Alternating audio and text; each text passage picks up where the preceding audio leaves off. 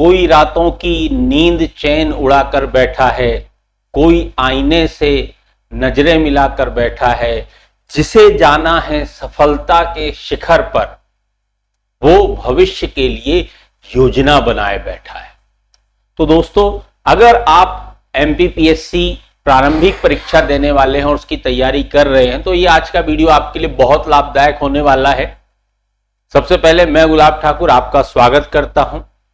नमस्कार, सत श्री अकाल, खुशामदीद, आप सभी का स्वागत है। आज के वीडियो में हम चर्चा करने वाले हैं कि एमपीपीएससी 2022 जो एग्जाम होने वाला है 21 मई 2023 को, उसकी तैयारी कैसे करें, उसकी एग्जैक्ट रणनीति क्या हो कि हम अधिकतम अंक प्राप्त कर सकें। लगभग 80 से 85 अंक आपको प्राप्त करना है प्रारंभिक परीक्षा पास करने के लिए। पिछले वर्षों का कट ऑफ क्या रहा है उसकी भी मैं डिस्कशन करूंगा। कौन सी मानक पुस्तकें आपको पढ़ना चाहिए उसकी भी मैं चर्चा करूंगा, और तैयारी को कितना समय देना है इसकी भी मैं चर्चा इस वीडियो में करने वाला हूं। चलिए, तो बिना समय गवाए हम प्रारंभ करते हैं आज का हमारा रणनीतिक वीडियो, जो कि मुख्य रूप से केंद्रित है एमपीपीएससी 2022 की प्रारंभिक परीक्षा हेतु। देखिए दोस्तों, ऐसा कहा जाता है अंग्रेजी में कि well begun to half done, कि अगर आपने अच्छी प्लानिंग कर ली या आपकी शुरुआत बहुत अच्छी है तो समझिए आधा रास्ता आपने तय कर लिया। अगर आपको ये पता है क्या पढ़ना है क्या नहीं पढ़ना है और किस टॉपिक को कितना समय देना है, तो ये मान के चलिए आधी तैयारी तो आपकी आज हो ही गई। ठीक है, तो सबसे पहले प्रारंभिक परीक्षा का जो हमारा सिलेबस है उसकी हम बात करें तो मैं बड़े ही बेसिक रूप से शुरू करूंगा इस चीज को। मैं सामान्यतः उन छात्रों के लिए ये बात कर रहा हूं जो पहली बार देने वाले हैं, उनके लिए भी चर्चा होगी जो पहले से ऑलरेडी दे चुके हैं, मेंस भी दे चुके हैं, इंटरव्यू भी दे चुके हैं, उन्हें भी प्रारंभिक परीक्षा की तैयारी कैसे करना चाहिए उसकी भी चर्चा इसमें होगी। तो देखिए, एमपीपीएससी की जो प्रारंभिक परीक्षा है जिसे अंग्रेजी में हम कहते हैं प्रीलिम्स एग्जाम, ये इसमें दो पेपर होते हैं। पहला पेपर जीएस का होता है, दूसरा पेपर सीसेट का होता है।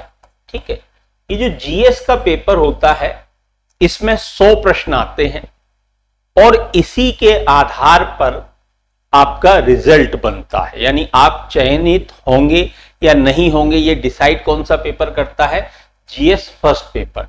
जो सेकंड पेपर है सीसेट का, ये क्वालिफाइंग प्रकृति का होता है, आप इसको केवल क्वालिफाई कर लीजिए तो आप चयनित हो जाएंगे अगर पहले पेपर यानी जीएस में आपके अंक अच्छे हैं तो।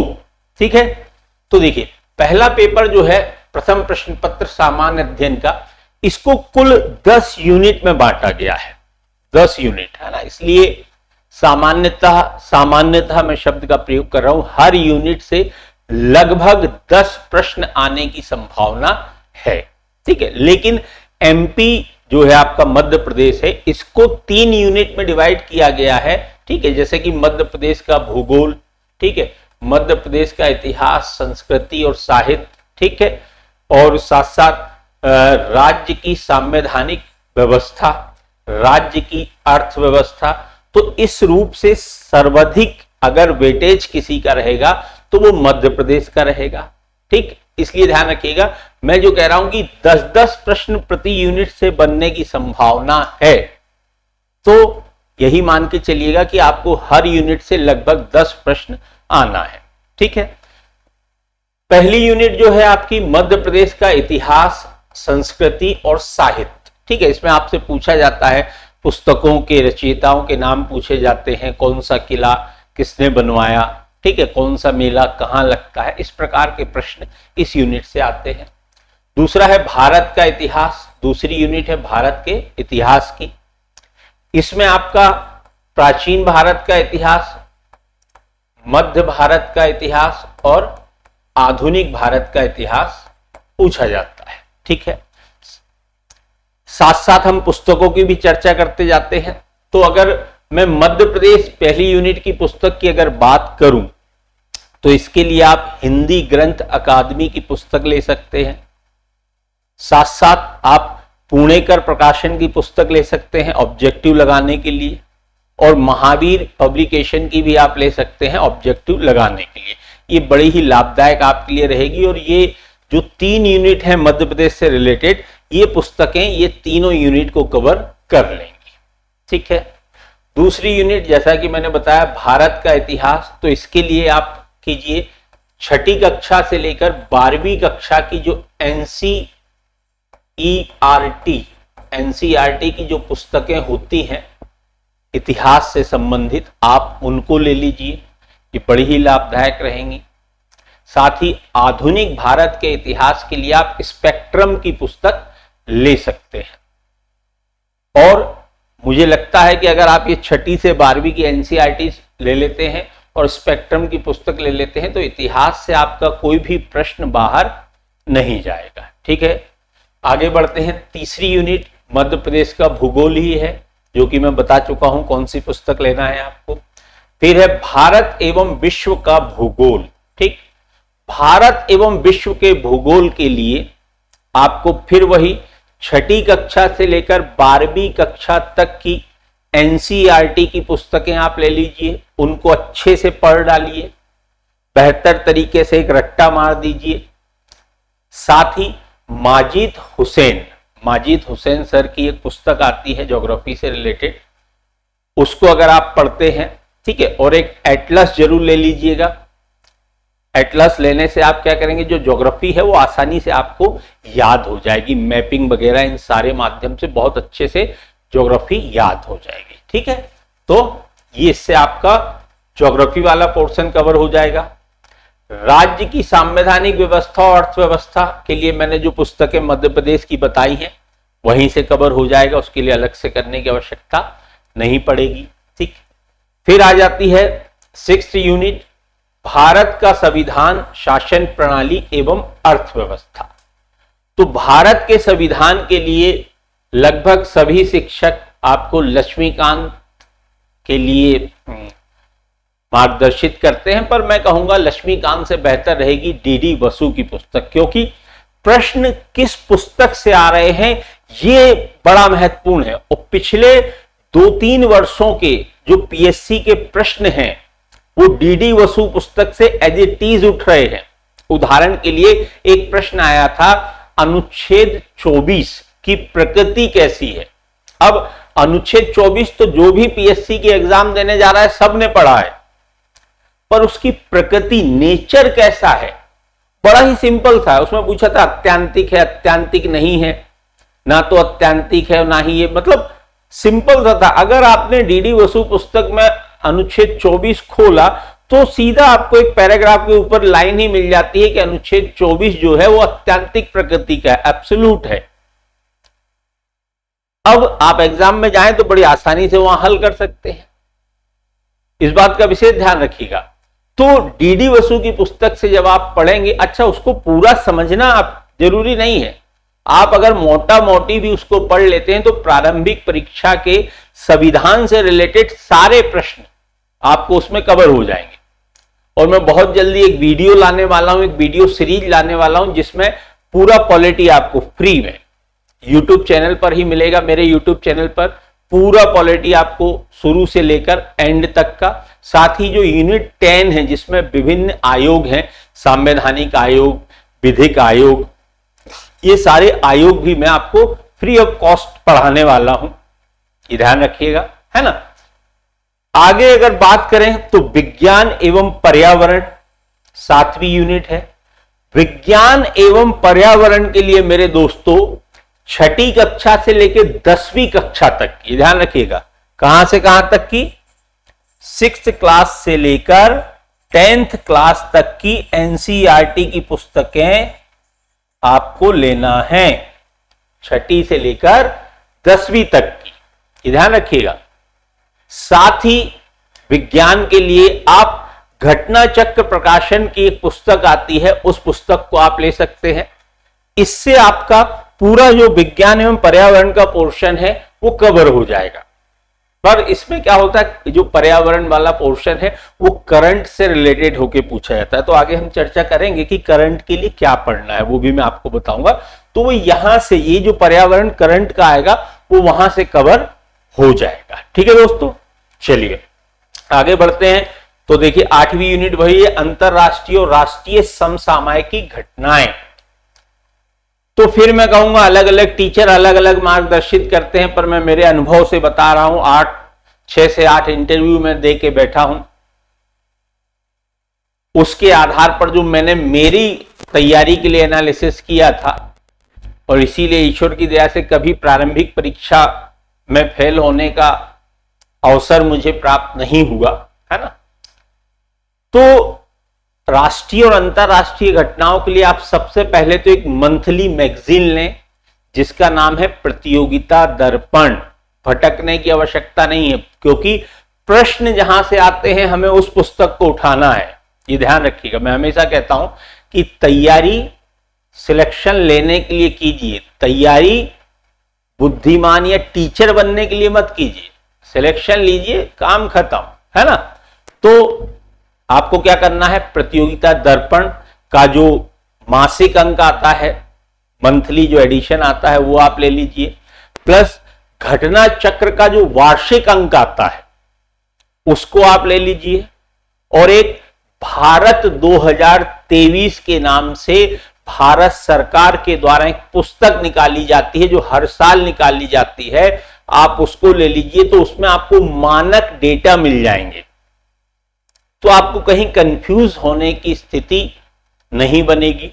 ठीक है, तो मानक डेटा के लिए आप भारत 2023 जरूर ले लें, इसमें आपका करंट पूरा कवर हो जाएगा। साथ साथ एक मिनट साथ ही साथ रोजगार निर्माण जो मध्य प्रदेश शासन द्वारा प्रकाशित किया जाता है, जो कि साप्ताहिक आता है, प्रयास कीजिए कि पिछले 1 वर्ष का कोई भी रोजगार निर्माण का फैक्ट आपसे ना छूटा हो।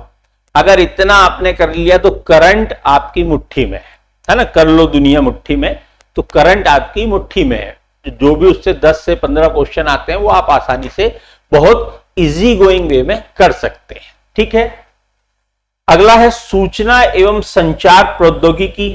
तो सूचना एवं संचार प्रौद्योगिकी के लिए निर्माण की एक पुस्तक आती है, उसको आप ले सकते हैं। ऑब्जेक्टिव भी है, उसमें डिस्क्रिप्शन भी बहुत अच्छा दिया गया है। साथ ही साथ एक घटना चक्र का प्रकाशन आता है जिसमें सूचना और संचार प्रौद्योगिकी के लिए स्पेशल मटेरियल है, उसको आप ले सकते हैं, इलाहाबाद प्रकाशन वाला, है ना, ये बात ध्यान रखिएगा। और लास्ट यूनिट है राष्ट्रीय और प्रादेशिक सांविधिक और संवैधानिक संस्थाएं। ठीक है, इसके लिए आपको कोई भी पुस्तक आप ले सकते हैं, लेकिन सबसे ज्यादा जरूरी है अलग अलग पुस्तकों में अलग अलग डेटा मिलता है। सबसे ज्यादा कंफ्यूजिंग यूनिट 10 हो जाती है, क्योंकि किसी में कुछ दिखता है, किसी में कुछ मिलता है। तो आप एक पुस्तक जरूर ले लें, साथ ही साथ आप इंटरनेट का सहारा लें। ठीक है, जो भी आयोग आप पढ़ रहे हैं उसकी आधिकारिक वेबसाइट पर आप जाएं, वहां से ज्यादा डेटा कलेक्ट करने का प्रयास करें। इसके लिए मैं आपकी सहायता बस ये कर सकता हूं कि पूरे आयोग, जितने भी आयोग हैं, 18-20 आयोग जो हैं, मैं पूरे आयोग आपको पढ़ाऊंगा और जो भी उनका करंट डेटा है वो आपको प्रोवाइड करवा दूंगा, है ना। तो अगर अभी तक आपने हमारे चैनल को सब्सक्राइब नहीं किया तो प्लीज सब्सक्राइब जरूर कर लीजिएगा, है ना। ठीक है, तो ये थी हमारी प्रारंभिक परीक्षा का प्रथम प्रश्न पत्र। ठीक, अगर द्वितीय प्रश्न पत्र की बात करूं तो इसमें वही आता है, अंशिस पेशेस टाइप का, मैथ, रीजनिंग, ये सारी चीजें आती हैं। ठीक है, हिंदी भाषा में बौद्धगम्यता कौशल 10वीं कक्षा के स्तर का चार्ट, ग्राफ, मतलब बहुत ही सिंपल ये रहता है, केवल ये क्वालिफाइंग रहता है, ये ध्यान रखिएगा। तो इसके लिए ज्यादा तनाव लेने की आवश्यकता नहीं है। 10वीं कक्षा में जो हम गद्यांश पद्यांश करते थे, अगर उनको आप बेहतर तरीके से गद्यांश पद्यांश ही कर देंगे तो आपका आसानी से क्वालिफाई हो जाएगा। थोड़ी बहुत मैथ देख लीजिएगा, थोड़ी बहुत रीजनिंग देख लीजिएगा, बहुत आसानी से, मतलब उत्तीर्ण होने लायक पेपर बड़ा आसान आता है, ये ध्यान रखिएगा, है ना। चलिए, अब बात करें कि कट ऑफ क्या रहा, कितने अंक हम ले आए सर प्रारंभिक परीक्षा में कि हम अपने आप को सेफ महसूस करें और अगले दिन से ही हम मुख्य परीक्षा की तैयारी शुरू कर दें, है ना। ये सबसे बड़ा यक्ष प्रश्न है। महाभारत में युधिष्ठिर से पूछे गए थे बड़े ही कठिन प्रश्न, तो इन कठिन प्रश्नों को ही क्या कहा जाता है, यक्ष प्रश्न कहा जाता है। तो जो सबसे बड़ा यक्ष प्रश्न है वो क्या है कि कट ऑफ कितना रहेगा, हम कितने क्वेश्चन सही करके आए कि हम अपने आप को सुरक्षित माने, है ना। देखिए, तो अगर 2019 के कट ऑफ की मैं बात करूं तो अनरिजर्व कैटेगरी में 154 मेल और 152 फीमेल गया था, है ना। एक प्रश्न 2 नंबर का होता है, ये ध्यान रखिएगा। तो नंबर की अगर मैं बात करूं तो 154 नंबर सामान्य पुरुष और 152 नंबर सामान्य महिला। अगर ओबीसी वर्ग की मैं बात करूं तो 148 पुरुष और 142 महिला। एससी वर्ग की बात करूं, अनुसूचित जाति वर्ग की, तो 138 पुरुष और 134 महिला। अनुसूचित जनजाति शेड्यूल्ड ट्राइब्स की अगर मैं बात करूं तो महिला और पुरुष दोनों के लिए एक समान गया था 126, ठीक है। इसके साथ एक नई कैटेगरी भी शुरू कर दी गई है, ईडब्ल्यूएस। तो ईडब्ल्यूएस पुरुष के लिए 136 और महिला के लिए 132 गया था, ये ध्यान रखिएगा। ये 2019 की प्रारंभिक परीक्षा का कट ऑफ मैं आपको बता रहा हूं। 2021 की जो प्रारंभिक परीक्षा हुई थी उसका कट ऑफ क्या रहा, तो अगर हम 19-21 का कट ऑफ देख लेंगे तो लगभग इसी के आसपास हमारा 2022 का जाने वाला है, जिसकी आप तैयारी कर रहे हैं, ठीक है। अगर जर्नल महिला और पुरुष दोनों का 154 गया था, देखिए उसके पहले 154 और यहां भी 154, लगभग उतना ही रहता है कट ऑफ, है ना। अगर ओबीसी वर्ग की बात करूं तो महिला और पुरुष 148, उसके पहले देखिए पुरुष 148 महिला 142, यानी महिलाओं के लिए जरूर कट ऑफ बड़ा है, चाहे वो जर्नल में हो चाहे ओबीसी वर्ग में हो, ठीक है। एससी की बात करें तो महिला पुरुष 142 और एसटी की बात करें तो महिला पुरुष 132। यानी अब अगर हम बात करें कि कितने अंक में आप सुरक्षित हैं, तो मेरे ख्याल से अगर आप 155 से लेकर 160 अंक ले आते हैं, यानी 80 क्वेश्चन आप सही कर देते हैं, तो अगर आप जर्नल कैटेगरी के हैं और 80 क्वेश्चन आप सही करके आते हैं तो आप सुरक्षित हैं। उसके बाद ओबीसी, एससी, एसटी थोड़ा एक 2 नंबर का मार्जिन बचता है। यहां तक बात क्लियर है। चलिए अब अगला प्रश्न है, कितने समय पढ़ें, क्या क्या पढ़ें। तो ये क्या क्या पढ़ें का मैंने आपको बता दिया है कि अगर आप इतिहास पढ़ रहे हैं तो 6ठी से 12वीं कक्षा की एनसीईआरटी जरूर देखें। विज्ञान पढ़ रहे हैं तो कक्षा 6ठी से 10वीं की देखें। इकोनॉमिक्स पढ़ रहे हैं तो आप 11वीं और 12वीं की एनसीईआरटी जरूर देखें, ठीक है। ज्योग्राफी पढ़ रहे हैं तो 6ठी से 12वीं तक की एनसीईआरटी देखें, ठीक है। अगर आप पॉलिटी पढ़ रहे हैं तो आप डीडी वसु की पुस्तक देखें। तो ये सारी चीजें मैं पहले चर्चा कर चुका हूं। कितने समय पढ़ना है, अब ये आप पर निर्भर करता है कि आप कितनी चीजों को ग्रहण कितनी जल्दी कर लेते हैं, है ना। तो कितने समय पढ़ना है इसका कोई मानक या मापदंड नहीं है। मेरे कई छात्र हैं जो 4 से 5 घंटे पढ़ाई करते थे, वो पहले ही अटेम्प्ट में वो डिप्टी कलेक्टर, डीएसपी बन गए, कई छात्र। वहीं कई छात्र ऐसे भी हैं जो 10 से 12 घंटे पढ़ने के बावजूद उनका अंतिम चयन नहीं हुआ, या हुआ भी तो नायब तहसीलदार या फिर सीईओ जनपद पंचायत ऐसे पदों पर हुआ। तो आप कितने घंटे पढ़ें, कितने समय पढ़ें, ये डिपेंड करता है आपकी कैचिंग पावर पर, आपकी समझ पर, आपकी बुद्धिमत्ता पर ये निर्भर करता है ना। ध्यान रखिएगा। चलिए, किन किन पुस्तकों को पढ़ना है इनकी हम चर्चा कर चुके हैं।